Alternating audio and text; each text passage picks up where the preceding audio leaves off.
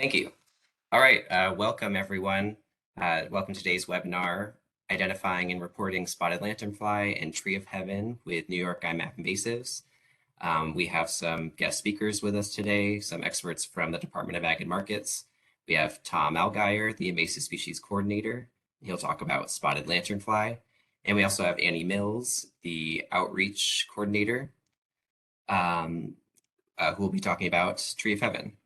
And then myself from the New York Natural Heritage Program, I'm Mitch O'Neill. And I'll be talking about iMapInvasives later on. And we also have Meg Wilkinson and John Marino who are helping out with chat box and Q&A and that sort of stuff. And just to get started, I work for the New York Natural Heritage Program. Our mission is to facilitate biodiversity conservation. So we do a lot of work with rare species and natural ecosystems.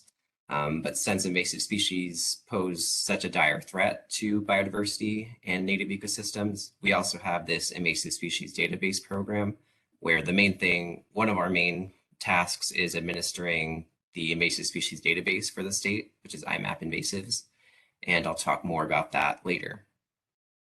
So just to give you a rundown of how today's webinar is going to go, I'm going to give a brief introduction, and then I'm going to hand it over to Tom, who's going to talk to you about how to identify spotted lanternfly and all of its and the life stages that are active right now. Then we'll pass it over to Annie to talk about Tree of Heaven. And then I'll take it back to talk about iMapInvasives at the end, and also talk a little bit about how to participate in our Grid Square effort. So please feel free to enter questions into the Q&A throughout the webinar. We might answer some in the Q&A feature, so you'll see typed out answers. We might answer some out loud. We'll figure that out as we go. So for my introduction, I'll be really brief here because Tom will talk more about this. But the short version is that spotted lanternfly is this invasive insect that has all of these concerning potential impacts. So it feeds on a whole bunch of species. One of the big concerns is grapes. So they feed on grapevines and can really decimate grape crops. So they feed on crop species, ecologically important native species, all sorts of economic and agricultural and even environmental impacts. So spotted lanternfly is this huge potential problem causing issues in New York State. And luckily we do have this network of organizations and volunteers all across the Northeast who are working to monitor the infestations and really get a handle on this whole spotted lanternfly situation. So here's a map of the current distribution, and you'll see there's these, you might not be able to see it, but there's these quarantine zones that are delineated to try to prevent the spread from infested regions to non-infested regions. We've got all sorts of people and partners out there looking for spotted lanternfly in new areas. So for instance, people use these traps. There are even dogs that are out there with the New York, New Jersey Trail Conference that are sniffing out spotted lanternfly to try to detect it in new areas. And so it's all these different organizations. New York State Ag and Markets is the leader of these efforts, but it's a whole group of organizations that are working together within that leadership. So USDA APHIS, Parks, DEC, DOT, many more organizations, and the PRISM network is hugely important as well. Those are the partnerships for regional invasive species management. New York State's divided into 8 of these regions. But no matter how impressive these efforts are and how many wonderful organizations we have working together, that's all wonderful, but we still couldn't possibly cover the entire state with professional survey efforts. We really need more eyes on the ground. We need help from the public. And we need this data to be going into our centralized database for New York State where Ag and Markets can review reports. So in discussions between the IMAP team and Ag and Markets, we came up with this idea that we need trained IMAP users to pick locations to survey where it's important to check for spotted lanternfly and tree of heaven, to go and check for those species and then report their findings to iMapInvasives as a way to kind of expand our monitoring network for spotted lanternfly in the state. And so we launched that first last year. And this map shows how we had surveys from volunteers and professionals in many different counties all across the state in all 8 of the prisms. Uh, uh, Hundreds of records came in for spotted lanternfly and tree of heaven. 108 grid squares were claimed and had data for both tree of heaven and spotted lanternfly, and I'll talk about what that means later. But we were very, very proud of our volunteers and partners last year for all the data that was collected. And so one key thing to point out is that it was a much more data, and particularly much more data from volunteers that we received last year as compared to the years before. So we decided to relaunch for 2022. And just as a progress update, the map shows spotted lanternfly records from this year, just the not detecteds. So there are also spotted lanternfly presences and tree of heaven not detected and presence records that are associated with this effort. But this map is just showing one piece, which is the SLF not detected. There's kind of 2 things that I'd like to point out here. One is look at all these wonderful efforts going on all across the state in all different regions. And 2, this is kind of a good news map. So there are a lot of places in New York where people are checking for spotted lanternfly and it's still not there. So despite the fact that it's spreading, we do still have documentation of it not existing in many parts of the state. And we have over 100 grid squares claims for this year. And you might have noticed that the numbers from this year are already blowing last year out of the water. So thanks so much for all of our volunteers so far. And so I'll try to share the polling results real quick.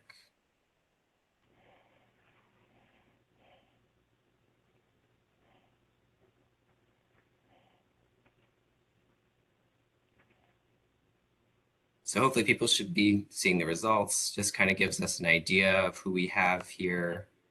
So a huge variety of people in the audience, a lot of variety in the skill sets and what you're comfortable with.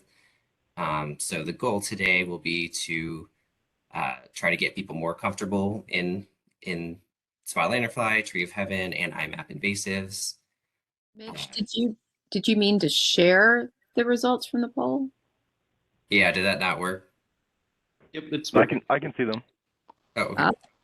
I can't. Okay, I'll look farther. Thank you. Yeah, no problem. They're indicated blue in a graph bar to the right. Got it. Thank you. And with that, we can get into our presentations. So first, I'll hand it off to Tom to talk about spotted lanternfly. Good morning, everybody. My name is Tom Allgaier. I'm the Invasive Species Coordinator here with New York State Department of Agriculture and Markets within the Division of Plant Industry. And one of the many things I deal with are spotted lanternfly. So we can just jump right in. Next slide.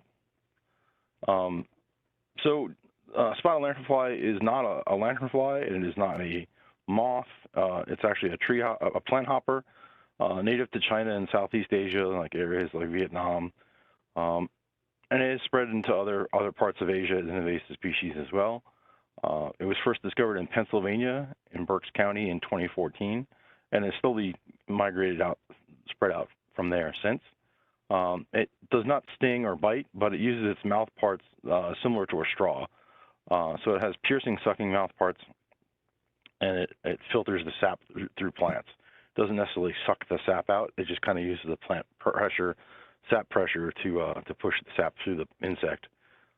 It feeds on over 70 different species of plants. Some of those that are important for us, whether it's for survey or agriculturally, are tree of heaven, which in itself is an invasive species, and it's found throughout New York State and throughout the Northeast. So it's their preferred host, but it's not their only host, and they can complete their life cycle on other plants as well. So the reason why we're so concerned within the Department of Agriculture and within New York State is that it attacks grapes, apples, hops, raspberries, blueberries, maples, walnuts, and a whole list of other plants. But some very, very important economic plants to New York State. And next slide. So the potential range is indicated here in this map from the USDA, and you can see the most of the concentrations are kind of in the Northeast, and we're right there in the thick of it. Excuse me, my cough. Sorry. So it has the potential to spread much further than what it has now, but New York State is a prime habitat for spotted lanternfly. Next slide. So this is the most current map, although this will be updated very shortly to include Erie County in the western part of New York there on the Pennsylvania border. The western part of the state. So soon this will include Niagara County as well. But these are all the states that it's known to be in at this time. It may be in other states, it just hasn't been detected. But that's why we're doing what we're doing today. Is we're asking for community science, for folks to get out there and be our eyes and boots on the ground, and if you do detect it, to report it. It's also important if you survey for it and don't find it. It's important to report that as well. Negative reporting kind of helps us target areas that have not been surveyed, rather than duplicating efforts and wasting resources resurveying areas that have been already surveyed. So as you can see, as I mentioned, it was first introduced in Berks County, Pennsylvania, and has slowly spread out since then. So next page. Within New York, if you kind of zone in just to New York, currently this is the list of counties that it's in. By the end of the season, this will likely update and probably include a few more counties other than just Erie. I have Erie on the list, but it's not highlighted on the map yet. That's a very recent confirmation. We have had reports from other counties. The little purple dots you can see, those were either dead insects or no populations found. Thankfully, it's not an infestation, but there were positive reports in those areas as well, but no populations. And keep in mind, just because the whole county is highlighted doesn't mean the entire county is infested. For Staten Island, that might be the case, where every kilometer grid we've surveyed on Staten Island, which is Richmond County, has had positive detections of spotted lanternfly. But Tompkins County, there, the kind of the central part of New York, up top there, near Ithaca, it's a very, very small population. It's very limited to just a few properties, very low population. But on the map, the county lights up as blue. So it keep that in mind when you're looking at this map, that it's not the entire county, it's not the entire blue area. There are pockets within those counties that have populations. So the county has been confirmed positive. So next page. Going into the life cycle a little bit. So like most things, it starts off as an egg. The eggs overwinter. That's the overwintering stage. When they first hatch out, they're very, very tiny. They'll fit on the end of a spruce needle. They very much look like a tick, and they're black and white in color. They're kind of beautiful little insects. They'll go through 3 stages of metamorphosis and grow and shed their exoskeleton 3 times and remain black and white. The 4th time that they do that, the 4th instar, so the 4th time that they metamorphosize, they develop these red patches, these red wing pads on their back. They're much easier to spot in the environment at that point. They're about a 1/2 inch in diameter, about the size of a dime, a little bit smaller than a dime, and bright red, very easy to striking and easy to spot in the environment. We're still seeing some of this life stage in New York State at this point, although the vast majority are now developed into adults. You can see the adult there. Many people have seen the outreach material with the wings spread and bright red and looks like a moth. You're unlikely to see it in that view. You're more likely to see this view kind of to the right pictogram there on the top center. That profile view, that's more likely how you're going to see spotted lanternfly, where its wings folded, slightly pinkish because you can see the hind wings through the semi-opaque, the wings, the forewings. So you're more likely to see this grayish pink insect than something that's vibrant, bright red. And currently, like as I mentioned, that the life stage what you're going to be seeing at this point is the adult. And as they mate, which they're doing currently, they'll start laying eggs. It's a little early to start seeing eggs, but by the end of this month, into the next month, we'll start to see egg masses, and they could be covered, not covered. As you can see here, there's a little bit of variability in egg masses. Excuse me again. As you can see on the right side, on the split photo with the newly fresh laid eggs and the uncovered eggs, sometimes they can be covered, sometimes not. The eggs themselves look almost like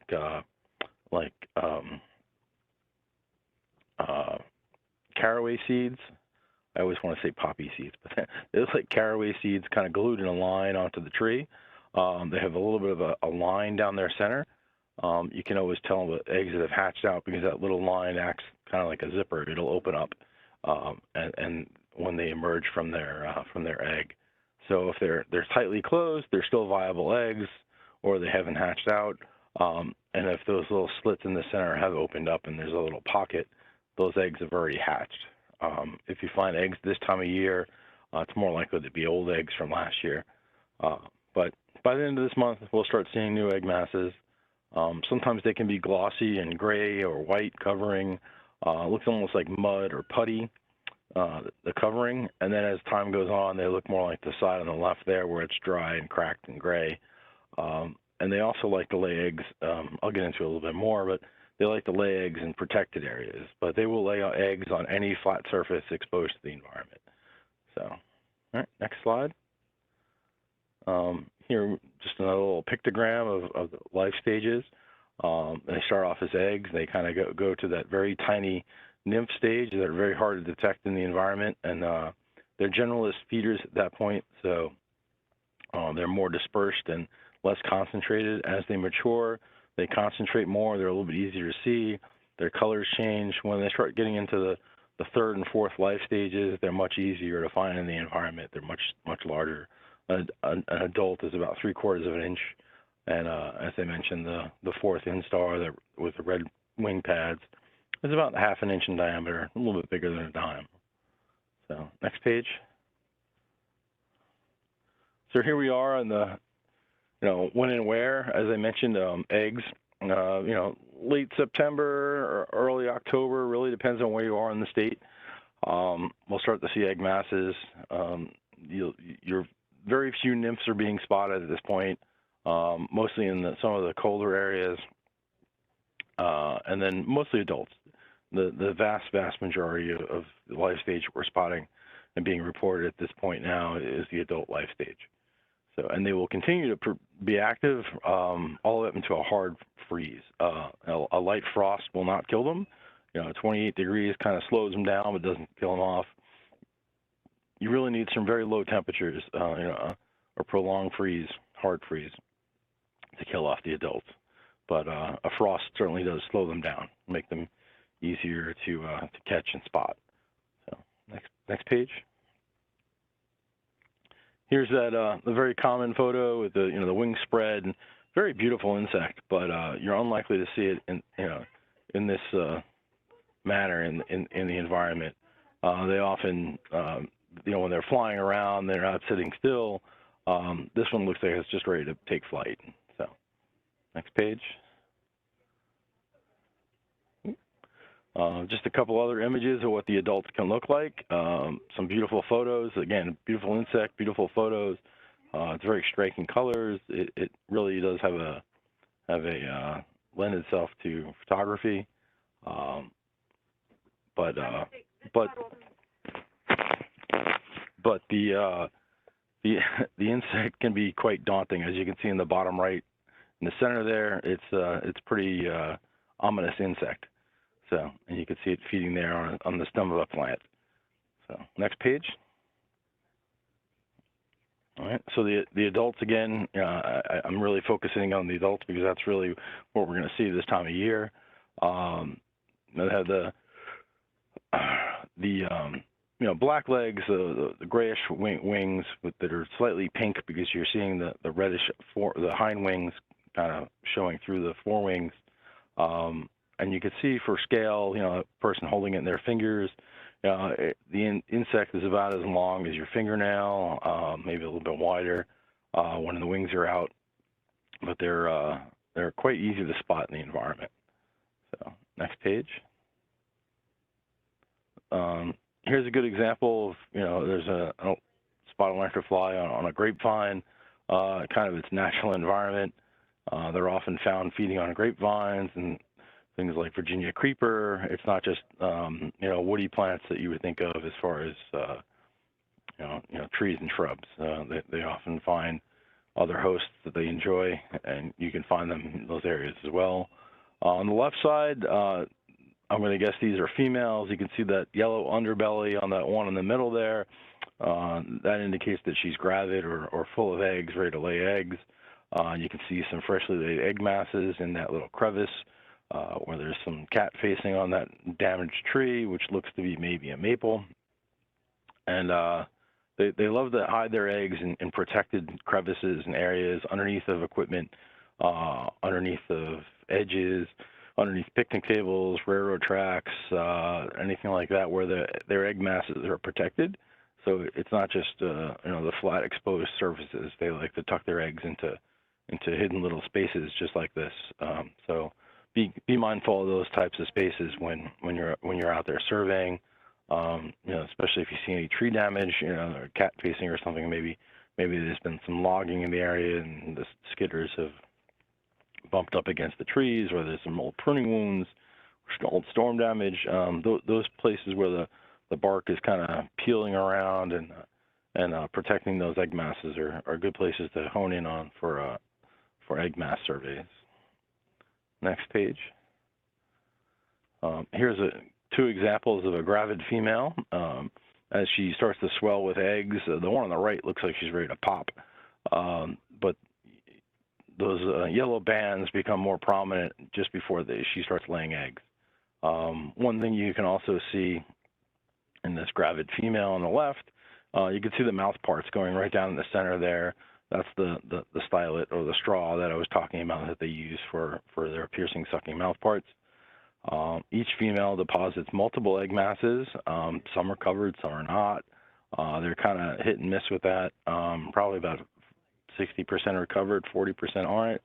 And they lay 60 to 80 eggs per egg mass, and they'll lay several egg masses per each female. So they're quite prolific, which is indicative of most invasive species. So, next page.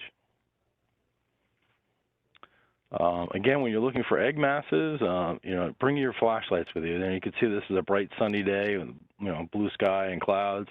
But underneath this pine tree, there's egg masses on these limbs that were very difficult to see without a flashlight. So it may seem counterintuitive to go out and survey with a flashlight during the day, but it helps when you're in a darker wooded environment.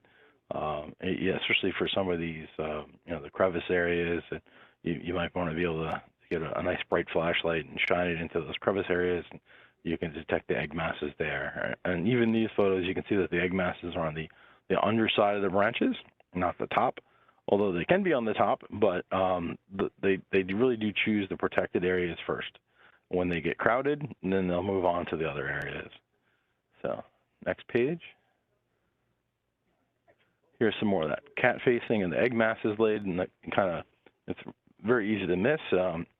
It's very well camouflaged. It blends right in, looks almost like mud. But when you look close, that's a freshly laid egg mass. That's probably just a few hours old, still a little bit glossy. And that can overwinter there and create a new population. Next page.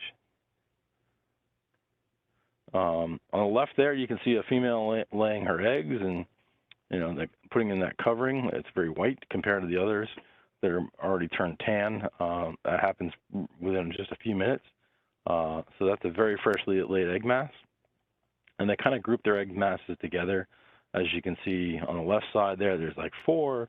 And then we have a camp chair that somebody left out, and it was laying down on the ground. So those were actually underneath the chair in a protected spot. And then someone flipped the chair up and took this photo. Thank you, Liz Willow. I believe she's in Pennsylvania.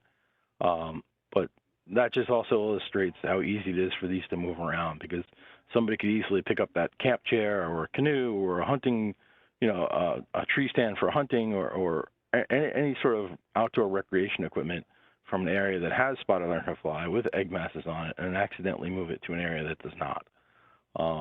Here you can see that one of the egg masses that the detector dogs that Mitch mentioned earlier, they found this egg mass on the underside of a railroad track. Very difficult spot for a human to survey, but very efficient for a dog to survey. And they love these protected hidden areas. They also have an affinity to laying eggs on rusty metal. So railroad tracks, electrical transmission towers, things like that. There are old vehicles, rusty equipment. They really have an affinity for laying eggs on those type of situations. Don't know if it's a textured thing or what it is, but they certainly have an affinity for rusty metal. Next page. Here's another example of the rusty metal. There's an old tire and rim here.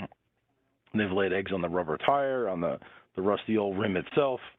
On the left side, you can see a female with a completely covered egg mass, partially laid. It looks like she might have gotten disturbed while she was laying those eggs. That's not the typical size of an egg mass, but they're kind of lazy. They'll start doing something, get distracted, move on. As you can see in the photo in the middle there, there's a couple lines of eggs, and then she went ahead and covered them, and that's a little bit older. It's been dried out and cracked, but it really does just look very similar to sap or mud. So it blends in very well. So next page. Here's another look at that same photo, but I just want to indicate, that sometimes they're covered, sometimes they're not, and give you an idea of the proportions. The adult that adult female is about 3/4 of an inch, and the egg masses are about 3/4 of an inch to an inch long. That looks by the cantaloupe type skin on that tree. I'm gonna make an educated guess and say that's an ailanthus tree or a tree of heaven. The egg masses, especially this time of year, can be easily confused with spongy moth, which have a more spongy texture. They have more like a paper mache type finish, where these egg masses look to be more like mud or putty. So next page.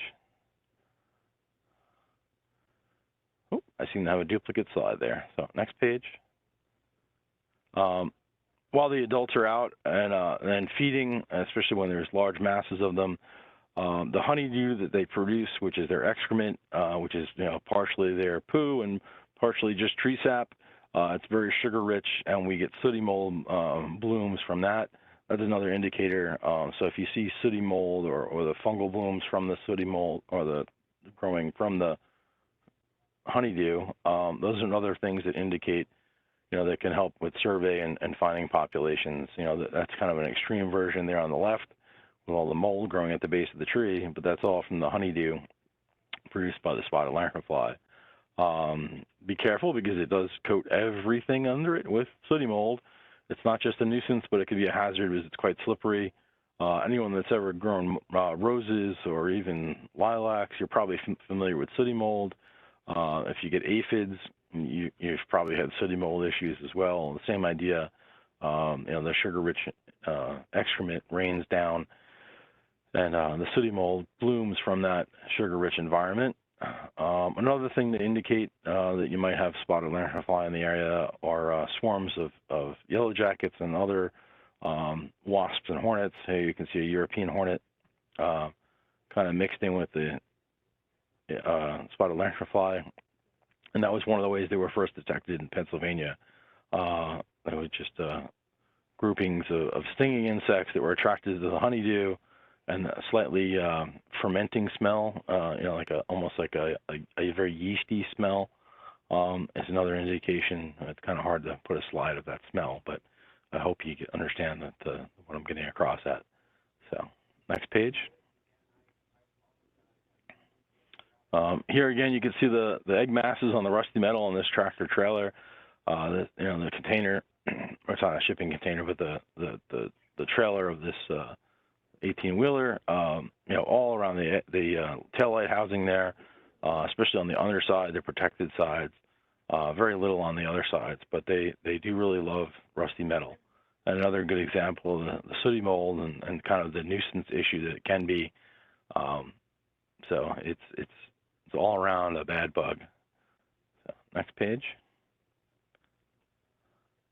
So the eggs kind of blend in really, really well, especially, it's a pretty daylight photo there, and looks to be another Atlantis tree. And I don't know if you can spot the egg mass, but next, click one more time. There we go, highlights it. And if you go back, so it blends in really. It blends in really well, and then forward. Thank you. And so be careful. They are quite camouflaged. Either when they're right out there in the open in broad daylight, they are pretty difficult to spot. Next page.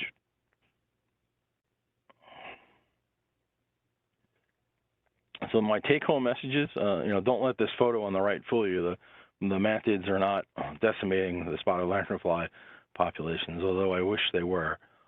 There's, occasional feeding from other insects or the occasional bird that'll prey on the spotted lanternfly, but we've not found any natural animal predators for them yet, although there is some evidence that there's some naturally occurring bacteria, that fungal pathogens that do attack spotted lanternfly, and we're hoping that that kind of helps us in our battle against spotted lanternfly. But my take-home messages are, currently we're looking at adults, very soon to be egg stages. The egg masses can be found absolutely anywhere on a flat surface. If grandma is outside and she's not moving fast enough, check her, because she might have egg masses. Adults can be present up until a hard freeze. A frost will not kill them. It's really, you really need a very hard freeze, a series of days when it's well below zero to kill off the adults. And as I mentioned earlier, negative survey is good. It helps us direct our survey teams and know where the spotted lanternfly is not, so we can concentrate on areas where it is, especially if they're near agricultural, commodities, near, grape vineyards, apple orchards, that sort of thing. So that's next slide.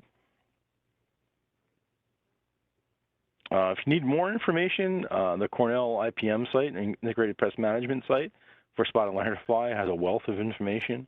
The map that I showed earlier, they're the keepers of that. They update it pretty frequently, as frequently as we can. There's pesticide options. There are all sorts of management options listed, and this is kept. That's the most up-to-date information we have here in New York State. We have some information on our website as well, here within the department. However, that's just more general, and it's not updated quite as frequently as the Cornell IPM site. So I would definitely direct folks that need more information or to find out where it currently is located and confirm populations to use this site, the Cornell Integrated Pest Management site for spotted lanternfly. And if you don't have the link, if you just do a quick Dr. Google search and do New York State IPM spotted lanternfly, this page will come up. And appreciate Brian Eschenauer and all the folks over there at the IPM that manage this. They do a great job. So, next page. Oh, That's it. That's actually it for me. I thought I had a questions page. But all right, thank you all. And if there were questions in the chat that haven't been answered, I'll try to jump in and answer some of those. And I think we'll get to some of those at the end. Tom and Mitch, there are a few that I did put to high. I don't know if you want to cover those now or later. We might have time for one question. Well, how about two? They're kind of related and very specific. Somebody asked if there was a general height for the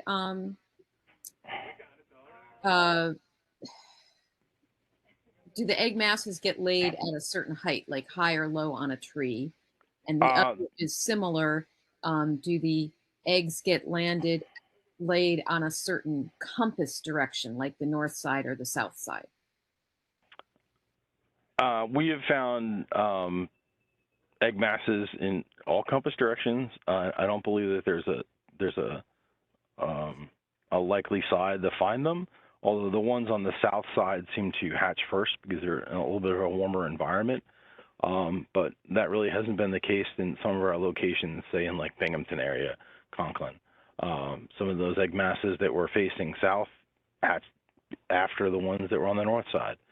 As far as the height, we find them anywhere from the ground up until the higher parts of the tree canopy. For the bulk of the eggs are going to be found up higher than we can reach. I want to say around probably 2/3.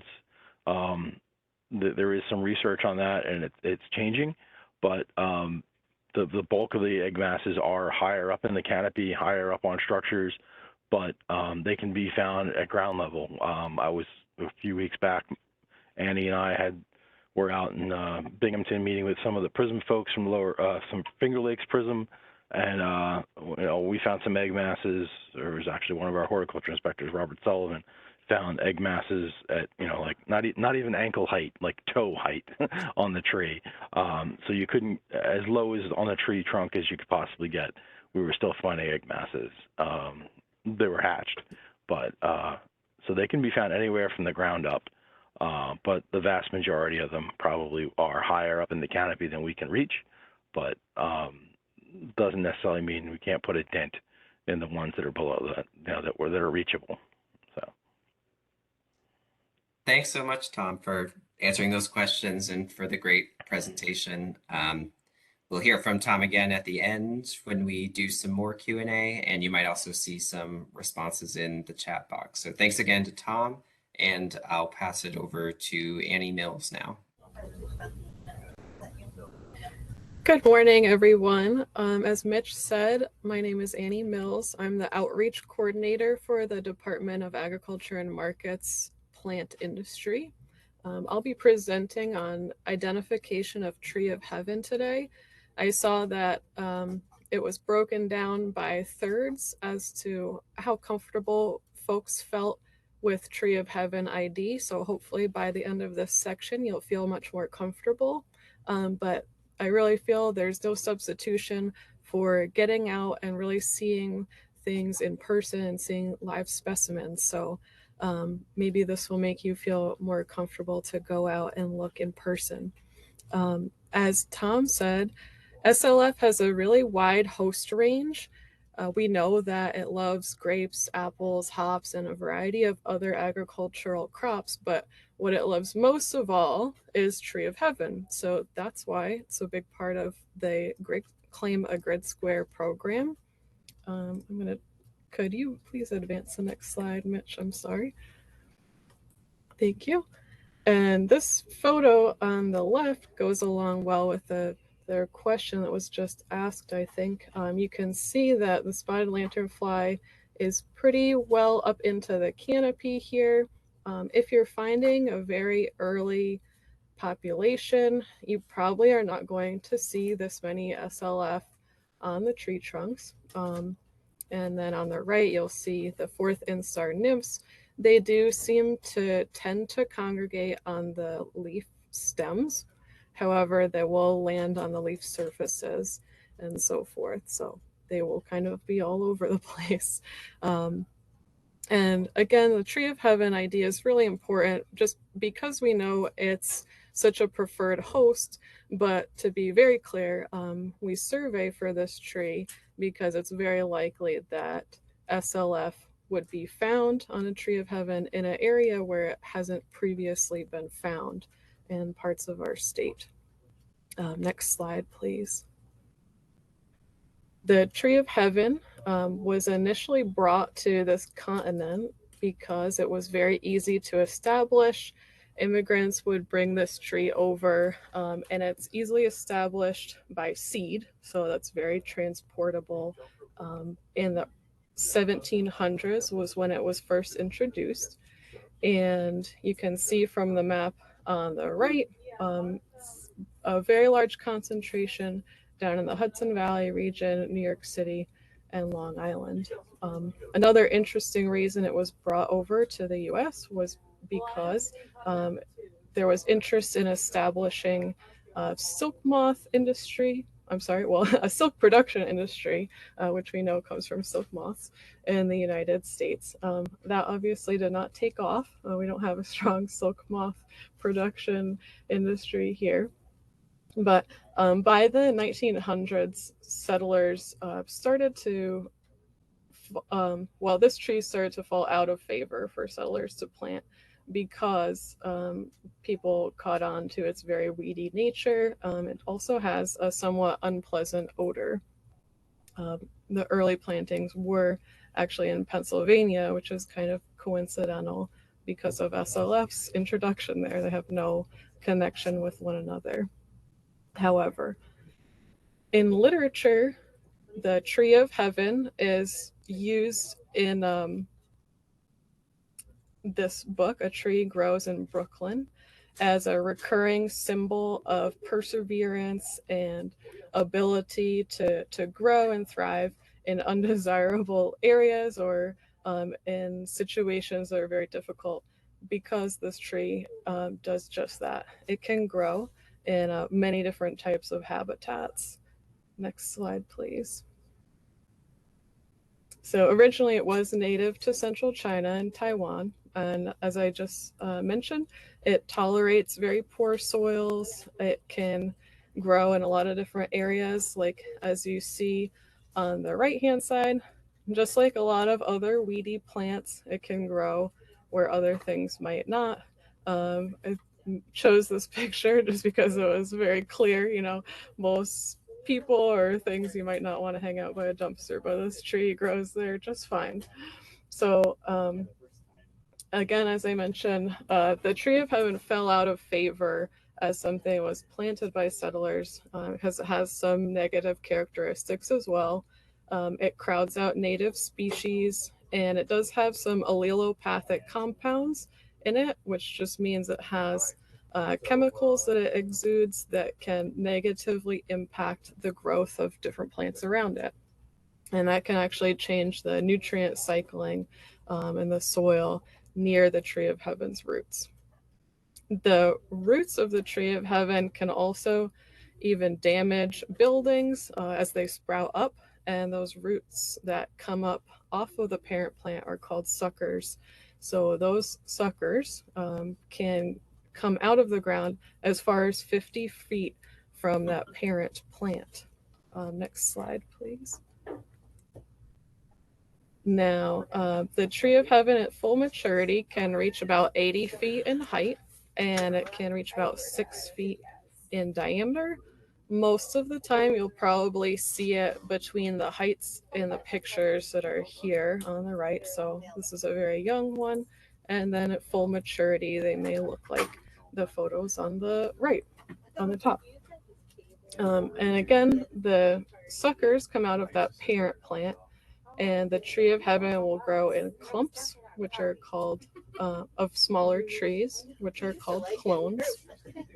And if you haven't picked up on it just yet, the tree of heaven gets its name because of its tendency to grow upwards very quickly towards heaven. Next slide, please.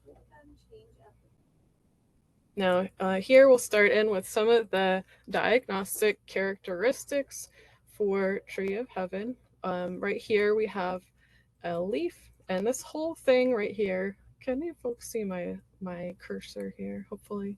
The whole image here that you see is the leaf itself. Now these have what's called pinnately compound leaves.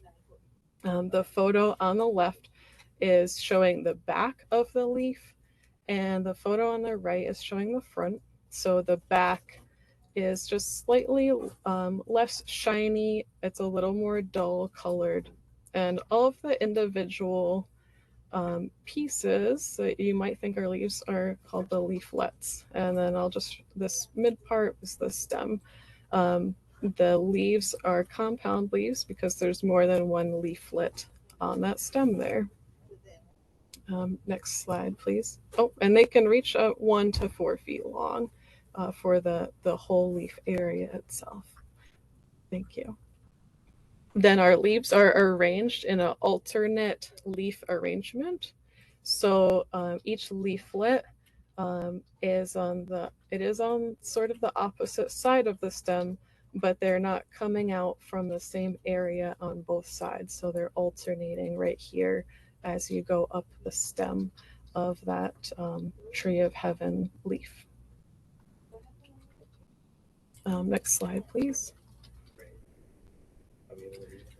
Now, we refer to the leaflet margins here as being smooth, and that is a characteristic that separates tree of heaven from some other look-alike species that we'll talk about towards the end of the presentation.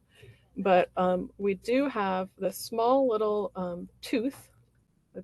That's actually what it's referred to as. I have this little tooth that's at the base, and the tooth has a glandular dot on the bottom there. So that's much different than some of its other look-alike species.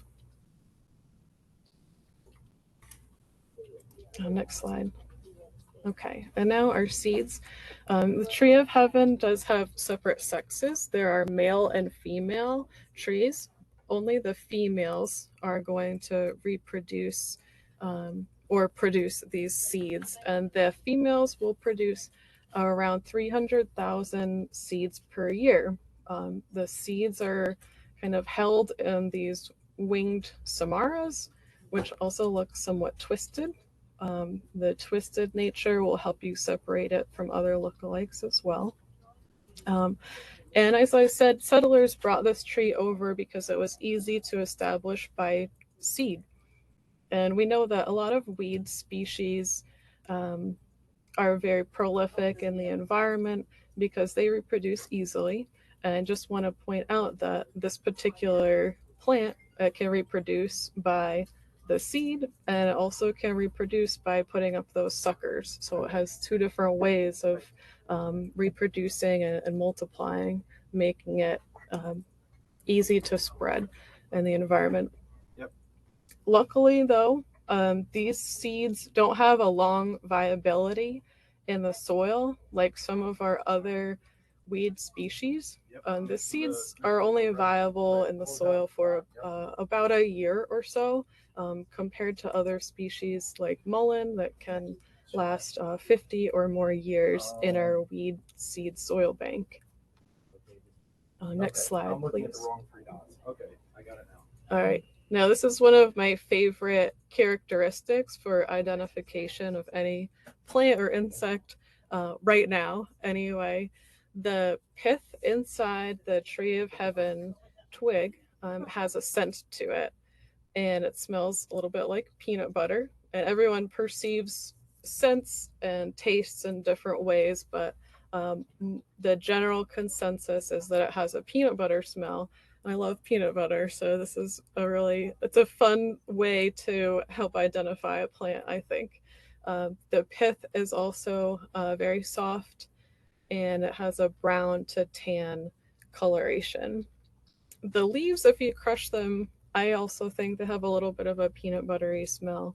But again, everyone perceives things in a little bit of a different way. So if you go out with a group of people, some people might have different opinions on how good it smells. Next slide, please. Now, the bark is very smooth. It's described as not being furrowed. So if you think of someone being described as having a furrowed brow, they have like deep creases or wrinkles in their forehead. Some other species of trees that are lookalikes have bark that's very furrowed. The tree of heaven does not, however. It's very smooth bark, and that alone may not help you ID the tree, but this in partnership with the other things will help. Next slide, please.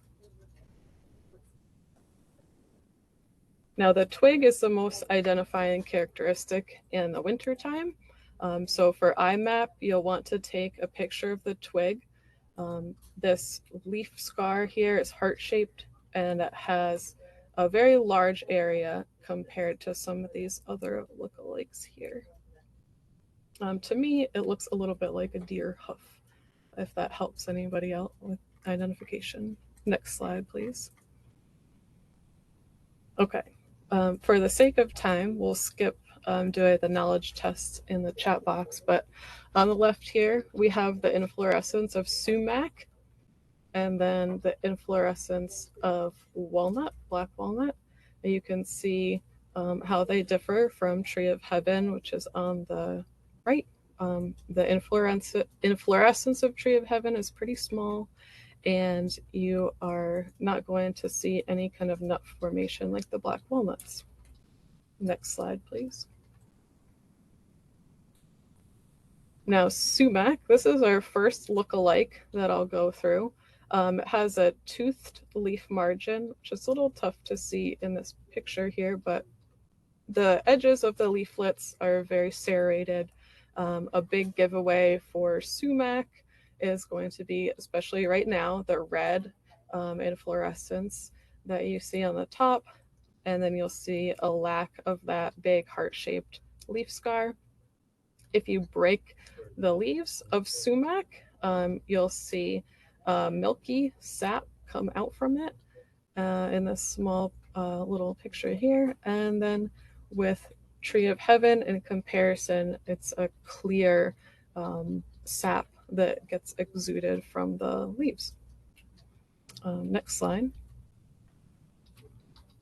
Walnut, again, I already went over this a little bit, but repetition always helps. So you will see the nut formation for black walnut as part of the inflorescence when you're doing your ID. Black walnut will also have the serrated leaflets, has alternate leaflet arrangements here as well. And the trunk of the black walnut is much more roughly textured compared to that smooth texture of the tree of heaven. Next slide, please. And now ash, this is our last look-alike. Ash used to compose about 10% of our forest here in New York. That may no longer be the case because of another invasive species, some of you might know. But ash has many less leaflets on the leaf stem. It also has, it's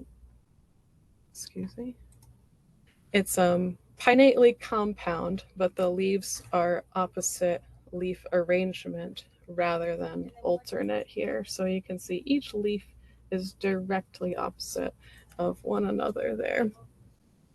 And the bark is much more furrowed than the tree of heaven, again, more similar to the black walnut. Next, please. Now the samaras, or seeds, are the most similar in my opinion here. The samaras don't have the seed right in the middle of them. They're also not twisted, but they can also, the ash can also produce quite a few seeds. And again, only the females are going to produce those seeds there. Next slide, please. And just a quick note, on some health concerns. If you're working a lot with tree of heaven, it can have some allergens associated with it because it's a high pollen producer. You probably want to avoid the contact with the sap, at least in large amounts, because the sap can cause some irritation to the skin and has caused myocarditis in rare cases, which is very alarming. So I just wanted to include that if you guys are working a lot with Tree of Heaven. Next slide, please.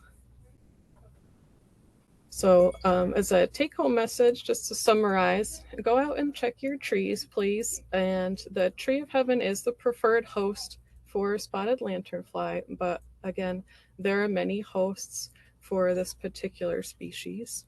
The next slide, I'll show you a publication that we have here at Ag and Markets. This is something that you can order through us. It has some information on Tree of Heaven identification, if that's something you'd like to distribute if you do outreach in your professions. And on the next slide, it should have my contact information. So please feel free to reach out to me through email, and I can send you an order form to share that Tree of Heaven identification sheet. And with that, I can answer questions if there's time. Thanks, Annie. Yeah, thanks for the great presentation. For the sake of time, I think we'll skip out loud questions for right now and do the last section, which is on IMAP, but we'll have time to finish up the Q&A after we get through this last section. So thanks again, Annie. So the last section I'll be presenting, again, my name is Mitchell O'Neill. I work with the New York Natural Heritage Program, and I'll be talking about iMapInvasives and also how to participate in the grid square effort, which I'll talk about. We've mentioned IMAP a couple times, but just to sum it up again, it's the centralized invasive species database to support PRISMs, which are the partnerships for regional invasive species management, state agencies and other partners working on invasive species issues. You can submit reports, you can view species distributions, but there's also some advanced functionalities like setting up early detection alerts, which a lot of our professional partners use, but anybody can use.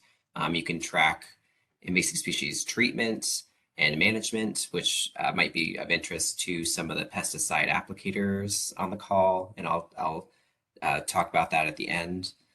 But mostly today I'll be talking about just kind of the basics of the database and reporting to it.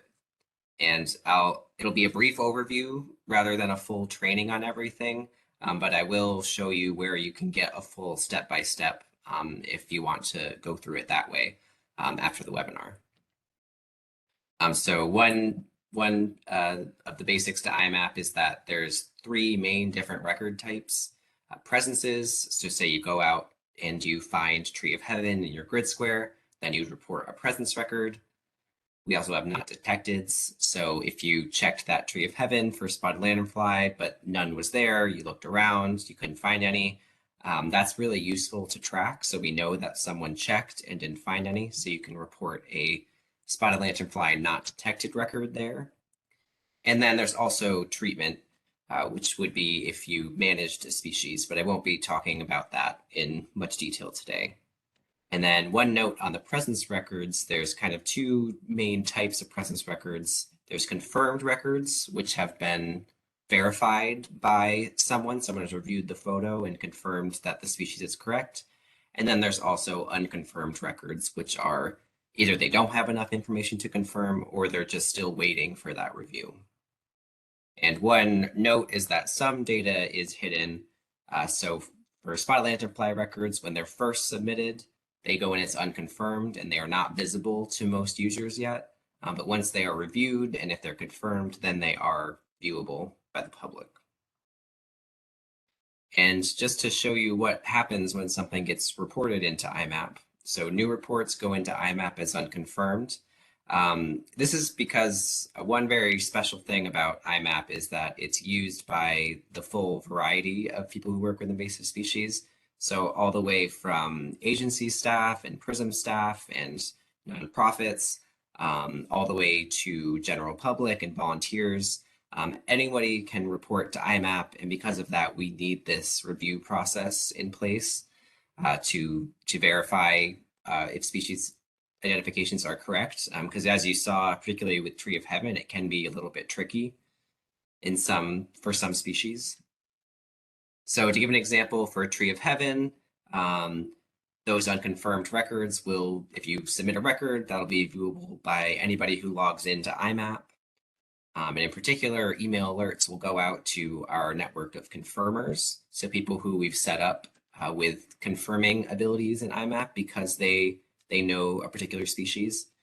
And so it goes through review and will become a confirmed record if it's confirmable. For spotted lanternfly, like I mentioned, it's a tiny bit different, or it's different.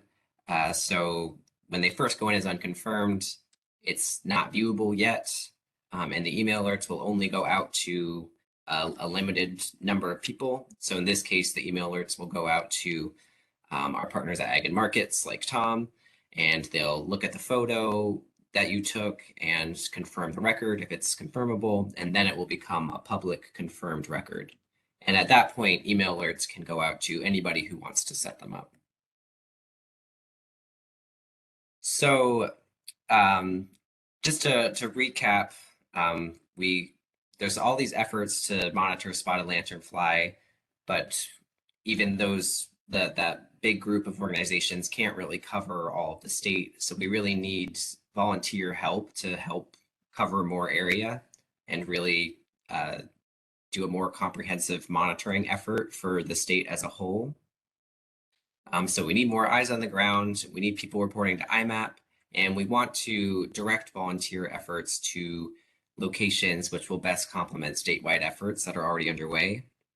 So that means we want to direct people to the places where it's most important to survey. So maybe areas that are nearby a known infestation or that have some increased risk because Tree of Heaven's known in that region or something. But at the same time, there are some places where maybe right outside of a known infestation, there are already professional surveys by Ag and Market staff underway. So we don't necessarily need volunteers directed to that location since it's already covered. We want to direct them to maybe a nearby location so that we can further spread our reach. And so basically this ends up as a volunteer project that Ag and Markets, New York Natural Heritage Program, the PRISMs, and other organizations kind of brainstorm together and set up. And the idea is that volunteers do these 4 things. They set up an IMAP account, they pick a location to survey using our grid square map, which I'll show pictures of. So a location that they agree to survey a couple times throughout the year. It's a commitment that goes through the end of the calendar year. So if you signed up today, it'd be a commitment from now for a couple months to the end of the year. So once you have an account and you claim a grid square, then you get ready to do your surveys, and then you do a couple surveys throughout the year for spotted lanternfly and Tree of Heaven and report those back to iMapInvasives. So to go through some of those steps a little more. Oh, and before I go on there, the idea of checking a couple of times throughout the year. This year, we decided to make that a little bit more concrete and offer more guidance. And I believe this might have been a question in the chat box, but really people can survey as much as they want to, as often as you want. But we decided to break it up into these 4 survey seasons and encourage volunteers to report in each of those survey seasons. And we know people go on vacation over the summer, people get busy. So we don't expect everybody to do surveys in all 4 of those seasons. What we're hoping is people do 2, hopefully 3, maybe even 4, get surveys done in these seasons. And so the first 2 seasons have already passed, but there's still time to join or to start doing surveys if maybe you claimed a grid a while ago but haven't gotten to it yet. If you do 1 survey I think you'd have this weekend and next week to complete for late summer. And then, so if you did that survey, you reported presence or not detected for tree of heaven and spotted lanternfly, then you'd have late summer covered, and then you just have to go out one more time in the fall, and then you'd have the fall survey season covered as well. And so that's 2 out of our 4 survey seasons, and that's great. So we hope more people join, even though we are about halfway through, because really right now is one of the most active times for spotted lanternfly because the adults are out and about and starting to mate and lay their egg masses pretty soon. So in starting to talk about how you can participate, so one important step is, of course, to get set up with iMapInvasives. So I'll talk about that first. And one thing to note is that there's kind of these 2 main parts of IMAP. There's the online web application where you can view the data and filter the data and submit reports if you have internet connectivity. And then there's the other component of IMAP, which are our field data collection tools. And those are really set up for going out in the field and doing quick data collection, even if you don't have internet. And we have multiple different field data collection tools, but the one I'll focus on today is the mobile app because that's what most volunteers will use, and that's the main tool for this Grid Square project. But to start, everybody needs to create an IMAP account. So that has to be done online. And just to mention, the 3 browsers we mostly recommend are Chrome, Safari, and Firefox. The only one that really doesn't work is Internet Explorer because that's kind of being phased out. But these 3 browsers work well. And so to create an account, you go to our website at nyimapinvasives.org and you click the login button. And if you already have an account, you can log in. There's a forgot password option if you haven't logged in a long time, don't remember your password. And you can always email us if you're having issues getting in. Make sure if you did the forgot password and you don't see anything, make sure you check your spam or junk folder. Sometimes emails end up there. And then for creating an account, you just put in your information, select New York, and click join. And so that creates your account, but you really have to activate your account to use it. So instructions will pop up, but just make sure to check your email for that activation link. And sometimes that ends up in the junk or spam folder if you don't see it in your main inbox. And again, you can reach out for help if you're having issues there. But eventually, once you have your account active, you'll be able to log in. And this is what it looks like. You don't really have to go much further to participate in the Grid Square project. This would be more for your own interest. So if you're just trying to do the Grid Square project, you can kind of focus on reporting on the app. But if you're interested and you want to look at what species are in your area, look at distribution maps, that sort of stuff, filter on your own records, you can use the online interface. There's tools at the top, like the filter tool, and you can turn layers on and off on the right-hand side.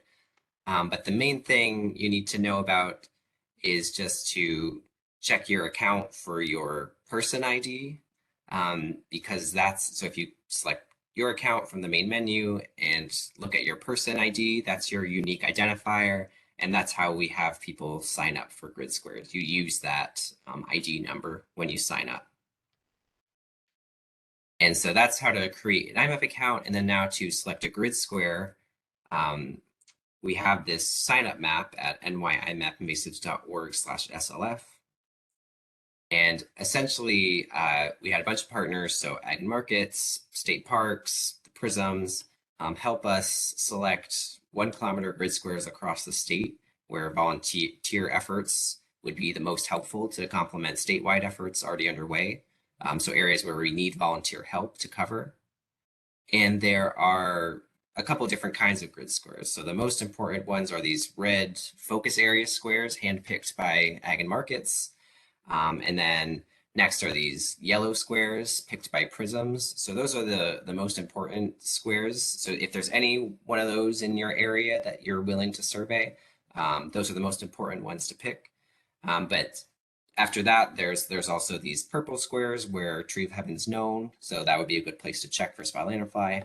And also blue squares, which is where we know about public land being there, so it's a good place for volunteers to survey. So if you don't see a red or yellow square in your area that you want to survey, you can look at the blue and purple squares. And also, just to mention, if there are no grid squares in your area, or maybe you have your heart set on surveying a park nearby your house that's not in a grid square, or you have a private forest, your own forest that you want to survey, you can still absolutely participate. You would just skip this grid square step, but we still welcome the spotted lanternfly and tree of heaven surveys, and that's still very useful data for us. And then so once you have your grid square and your IMAP account, you can kind of start gearing up for conducting those surveys. So one thing is to figure out how you're going to report records. So there's a couple different ways you can do it, but I'm going to focus on the mobile app because that's really most geared towards this project. So you can download the iMapInvasives mobile app on your smartphone. And I won't do a full training. I'll just do a quick run through of the general workflow and then show you where you can find a step-by-step guide.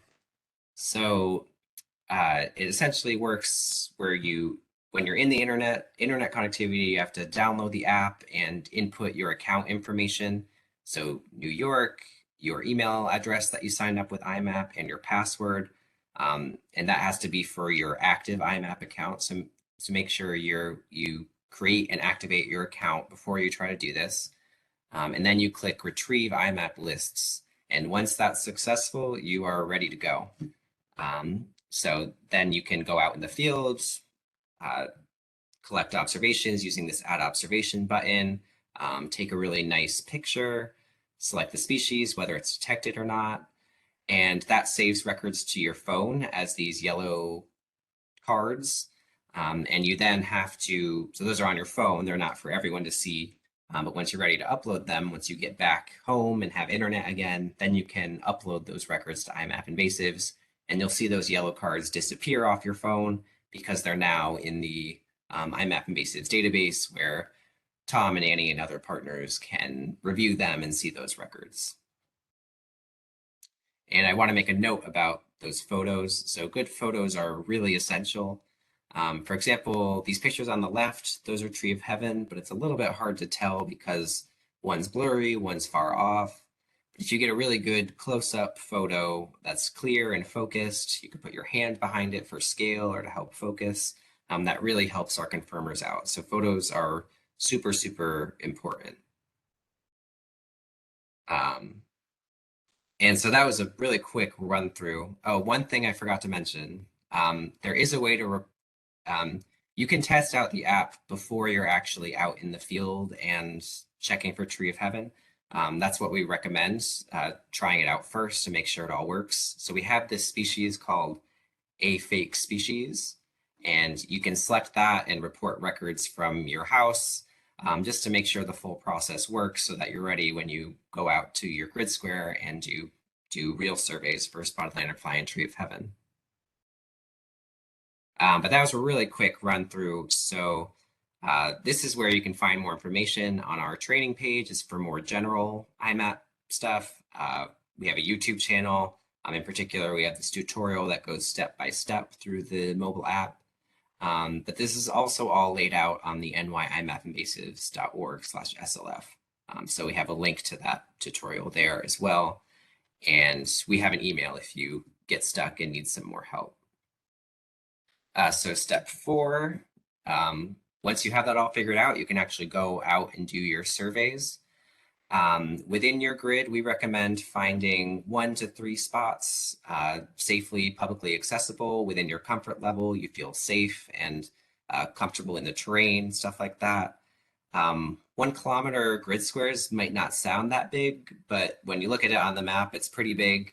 We're not expecting anybody to walk their whole grid square and survey the whole thing. We really just recommend, like, the minimum would be at least 1 spot within your grid square. If you can do a couple, that's awesome. So we ask people to survey. So you go out to your grid square to those spots that you've identified that you can get to and survey. And you check for SLF. For egg masses, you might check flat surfaces, natural and man-made. For Tree of Heaven, you might check disturbed areas. For spotted lanternfly instars and adults, that might be on spotted lanternfly or other plants. And then the important last step for your survey is to report your findings to iMapInvasives. So even if you don't find anything, we really, you've gone out there and spent this time surveying. We really want you to document that so that we have a record of this hard work that you've done. And it shows us where efforts have been happening throughout the state. So we know where spotted lanternfly has been looked for but not found, that sort of stuff. So your completed grid square will always include at least one record of spotted lanternfly. It could be presence or not detected, and one record of Tree of Heaven, presence or not detected. And we encourage you, there is a way to enter in how many minutes you've spent searching in the app. So we encourage you to enter that in so we can capture how much effort's been going on across the state. And one note from last year, some people mentioned that it's hard to figure out whether you're in your grid square on the ground. So like these grid squares are just kind of imaginary squares. There's no boundaries on the ground, of course. So we recommend kind of prepping beforehand, picking out some spots within your grid square that you can navigate to in the field and then go to those spots and do your surveys. You can always check on which grid squares you've claimed by going back to that sign up map and going to the Find My Claimed Grid Squares tab. You can change base maps if you want road names and stuff like that. You can print out a picture of your grid square so that you can kind of look at landmarks to figure out where you are on the ground. But really the main message is to just kind of do your best. If you record your surveys 5 meters outside of your grid square, that's totally fine. The idea is really to get people out surveying in these general areas where we need volunteer efforts. But we just expect you to do your best. And I just want to also note that the grid square map is kind of separate from IMAP. So when you log into IMAP, you're not going to see your grid squares. You really have to go back to the sign up map on nyimappinvasives.org/SLF. And so just as a recap, participating in this project involves setting up an account, claiming a grid square as a commitment through the end of the year, and then prepping for surveys, and then going out and surveying and reporting your findings to iMapInvasives. And these steps are laid out in detail on our website. And again, we have 2 survey seasons left, so I encourage people to get out there and complete their late summer surveys, and then in a couple weeks or months, do your fall surveys to finish up the year. And again, you can go to our website for details on all of this, resources about iMapInvasives, all that sort of stuff. And so that's the last section. So now we just have some wrap up stuff. So I'm going to quickly open a new poll.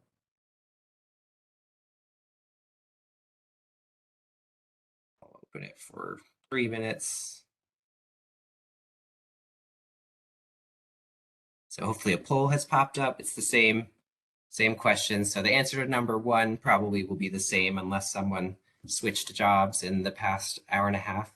But for the last 3 or 4 questions, it'd be great to hear how people are feeling about identification now. Hopefully we've kind of pushed people towards the more comfortable end. And while people are filling out that survey, and before we do Q&A, I'll just repeat everyone's take-home messages. So Tom's take-home message was that a negative survey is good. Please always report whenever you survey, report not detected, even if you didn't find anything.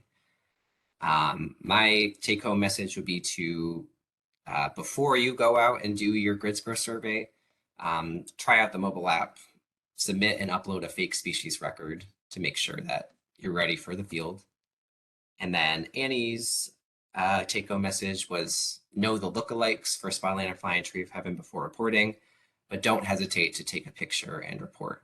So we do have that confirmation process. So if you have this tree and you're pretty sure it's Tree of Heaven, but you're not totally sure, you can definitely still report it. And that's why the review process is in place.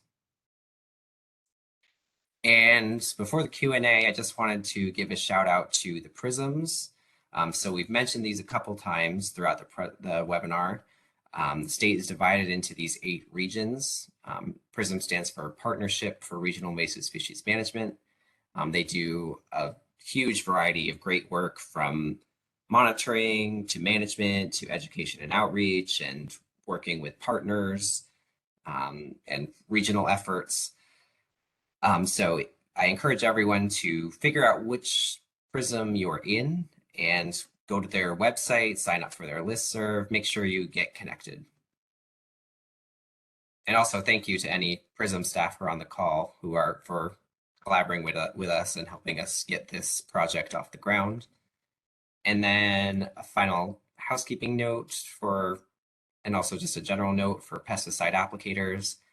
So for anyone who's a DEC pesticide applicator, we are offering for this webinar 1.5 credits for 4 different categories: 2, 3A, 9, and 10. So for anyone interested in that, I will be sending up a follow-up email to all attendees, and there will be a link in there to a form for anyone who wants those credits. And I will note that it is a pretty quick turnaround for when I need to send the roster for people who took this training. So please complete this by Monday. And this email should go out tomorrow. And also, just as an FYI, we do have this thing called the IMAP Pesticide Applicators Report. So if you report your treatments in IMAP, we have a script that will format your treatment data into the format you need to submit to the DEC. So contact us if you're interested in that or you want to be added to our list. And with that, thank you so much for joining, everyone.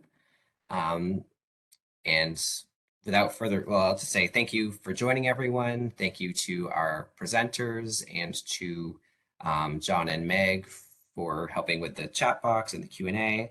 So I think now we'll get into the Q&A. So people feel free to keep entering in your questions. And once we get through that, I saw some people have hands up, so we could try doing calling on people to ask out their questions out loud. But first, let's get through the questions we already have racked up.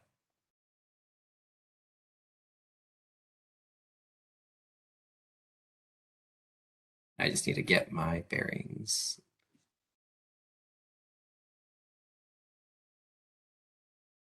So maybe, oh, go ahead. Just while you're doing that, if anyone hasn't found the Q&A, some people have to click on the 3 dots and then it pops up as an option. It's not on the bottom bar for some people.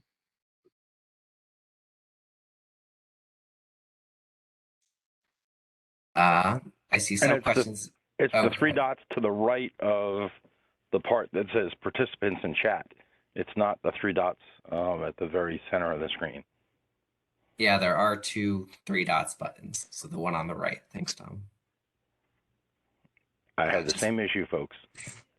Yeah.